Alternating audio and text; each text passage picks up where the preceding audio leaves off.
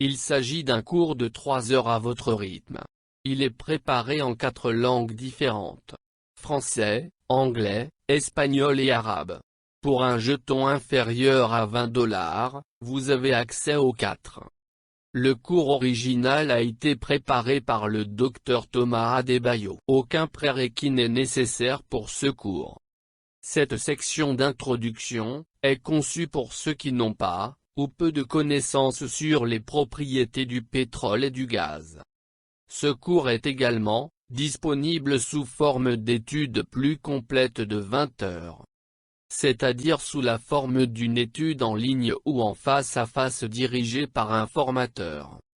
Pour ce cours plus compressif, veuillez contacter Glorious Mine Consultancy and Training au https://gloriousmine.co https://oil and gas training info https://oil and gas training infoblog. Divers autres cours sur le réservoir, le forage, la production pétrolière, la gestion sont également disponibles. Ce cours comprend les chapitres suivants. Le premier chapitre est l'introduction aux produits pétroliers. Cela inclut condensat de gaz, liquide de gaz naturel, hydrocarbures liquides, hydrocarbures solides, schiste bitumineux et ozokérite. Et aussi, classification des hydrocarbures. Définition du volume de production de pétrole. Le chapitre 2 porte sur le contrat de concession. Le chapitre 3 porte sur le régime fiscal et de redevance. Le chapitre suivant est sur l'accord de niveau de service. Il y a aussi un chapitre sur la qu'entreprise. Le dernier chapitre porte sur les accords de partage de la production pétrolière. Les sujets abordés incluent avantages de PSA, type de PSA, partage de la production de pétrole brut, redevance sur la taxe pétrolière, paiement des redevances à la communauté hôte, pétrole d'équité, pétrole de recouvrement des coûts, profit oil, et enfin un échantillon PSA. Passons maintenant aux produits pétroliers. Le minéral pétrolier a de nombreuses variantes. À des fins fiscales, les produits pétroliers sont classés en gaz, condensat, brut et solide. Le gaz est divisé en deux, gaz sec et gaz humide. Le gaz sec est composé principalement de méthane, généralement supérieur à 90%. Il contient un faible pourcentage d'éthane et d'autres hydrocarbures supérieurs. La température du réservoir de gaz sec est bien supérieure à la température critique. La température critique est la température à laquelle le gaz reste gazeux et ne peut pas être liquéfié même s'il est comprimé. Presque aucune teneur en liquide pétrolier n'existe dans le flux de gaz sec. La production de ce gaz ne donnera aucun contenu liquide. L'autre type de gaz est le gaz humide. Un gaz dont la température du réservoir est supérieure à la température critique, mais pas aussi élevée que celui du gaz sec. Il contient une fraction de méthane plus faible que le gaz sec. Il contient de l'éthane, du propane, du butane et des hydrocarbures supérieurs. Vient ensuite le condensat de gaz. Un réservoir de gaz, sans couche d'huile initiale, mais à une pression supérieure à la pression du point de rosée, et une température inférieure ou très proche de la température critique du condensat. Pendant la production, la pression est réduite et une partie du gaz condensé se condense sous forme d'huile à l'intérieur du réservoir. La pression réduite du réservoir fait chuter la pression en dessous du point de rosée du gaz. Condensat est produit sous forme de pétrole liquide, à partir d'un réservoir de gaz. Au fur et à mesure que la production se poursuit, une couche d'huile se forme et augmente. En effet, à mesure que la production augmente, la pression du réservoir diminue. Le condensat, lors du traitement, donne du gaz de pétrole liquide de valeur beaucoup plus faible et du naphta léger. Un autre type d'hydrocarbure est le liquide de gaz naturel. C'est un sous-produit du traitement et du raffinage du gaz naturel. Ils peuvent être obtenus à partir du gaz naturel, dans les usines de traitement du gaz. Par conséquent, ils font partie du volume de gaz. Les utilisations de N, G, L comprennent la cuisine, le chauffage des locaux et le mélange dans les carburants pour les véhicules.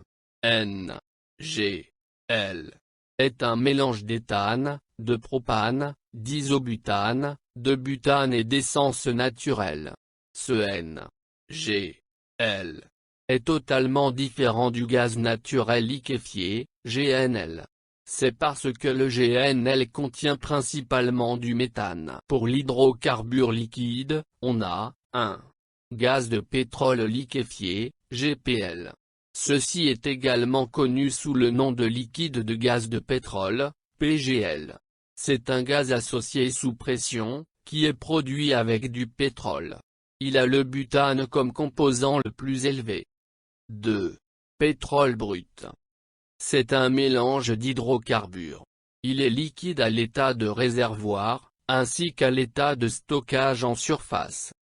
En dehors de ces deux, nous avons un brut lourd. Un brut très visqueux qui a du mal à s'écouler naturellement dans le réservoir. C'est difficile à produire. Il est nécessaire, pour améliorer l'écoulement, en diminuant la viscosité. Améliorer, en augmentant la température du brut ou en injectant des matériaux de réduction de la viscosité dans l'huile. Pour l'hydrocarbure solide, nous avons des sables bitumineux. On l'appelle aussi sable bitumineux ou sable bitumineux.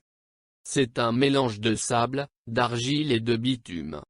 Le bitume étant très visqueux, l'écoulement du bitume, dans des conditions naturelles, est quasiment impossible. C'est pourquoi, une production assistée thermique, est réalisée, pour produire le bitume sous forme de brut lourd. Ces deux pays, le Venezuela et le Canada, possèdent les plus grands gisements de sable bitumineux au monde. Leurs réserves combinées sont supérieures aux réserves mondiales de pétrole conventionnel. Le Kazakhstan et la Russie possèdent également d'importantes réserves de sable bitumineux. Une chose à noter, c'est qu'il est beaucoup plus coûteux de produire du sable bitumineux que le pétrole conventionnel. Ensuite, c'est les schistes bitumineux. Il est très similaire au sable bitumineux, mais dans ce cas, l'hydrocarbure n'est pas complètement formé. Par conséquent, les schistes bitumineux doivent être cuits afin d'en produire du pétrole brut lourd.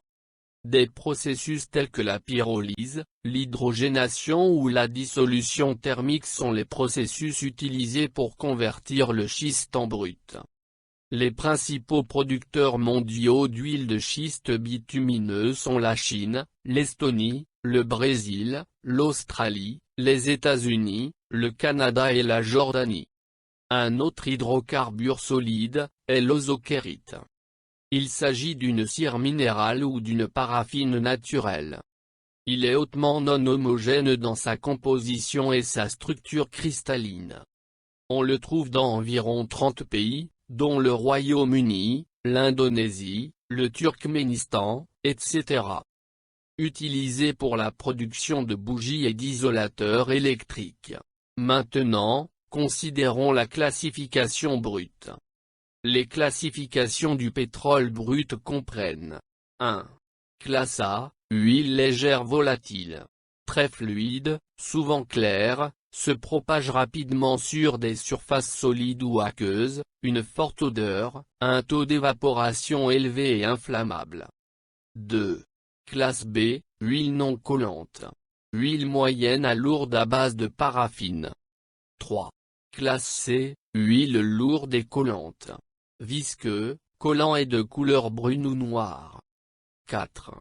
Classe D, huile non fluide. Huile résiduelle, pétrole brut lourd, certaines huiles à haute teneur en paraffine. Considérons également les classifications du gaz naturel. 1. Gaz naturel dans le réservoir produit à partir du réservoir de gaz naturel. 2. Gaz associé, gaz produit avec du pétrole provenant d'un réservoir de pétrole. 3. Gaz aigre doux. Ceci est basé sur la pureté du gaz produit. L'huile est un fluide compressible. Par conséquent, le volume changera, avec un changement de pression. Le volume du réservoir n'est pas le même que le volume d'huile de surface. C'est parce que, comme indiqué précédemment, le pétrole brut est un fluide compressible. Le pétrole brut se dilate lorsque la température augmente ou lorsque la pression diminue. En situation normale, plus la profondeur souterraine est profonde, plus le poids de surcharge sur cette couche est élevé. Un mort-terrain croissant créera une température plus élevée, ainsi qu'une pression plus élevée. Les réservoirs sont à une pression très nettement plus élevée, et également à une température plus élevée, que l'état de surface. Une unité de volume d'huile, au niveau du réservoir souterrain, est sous haute compression, et devrait se dilater plusieurs fois, au moment où il est ramené à la surface. Gaz sont solubles dans le pétrole brut et y sont dissous. Plus la pression de l'huile est élevée, plus le gaz dissous dans l'huile est élevé. Une fois le brut produit, la pression du réservoir baisse et le gaz est libéré du pétrole. C'est juste à l'intérieur du puits, et aussi à la surface.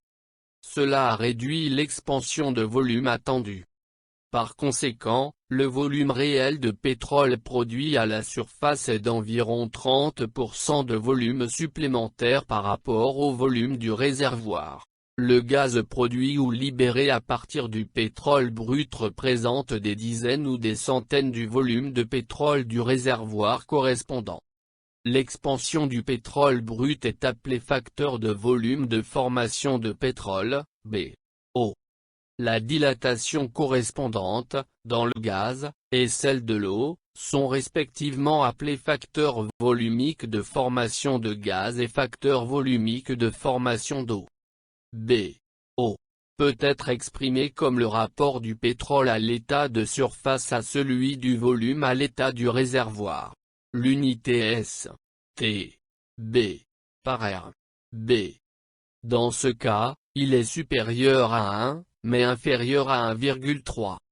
Lorsque BO est exprimé, comme le rapport du volume du réservoir, à celui du volume de surface, l'unité R. B. par S. T. B. Puis BO sera inférieur à 1. Le pétrole total produit, et celui du gaz produit, est la mesure des revenus de la compagnie pétrolière. Dans cette section, nous avons étudié 1. Classement pétrolier. 2. Divers gaz de pétrole tels que NGL et GPL. 3. Diverses huiles de pétrole, telles que les bruts légers et lourds. 4. Divers solides pétroliers, tels que le sable bitumineux et l'ozokérite. 5.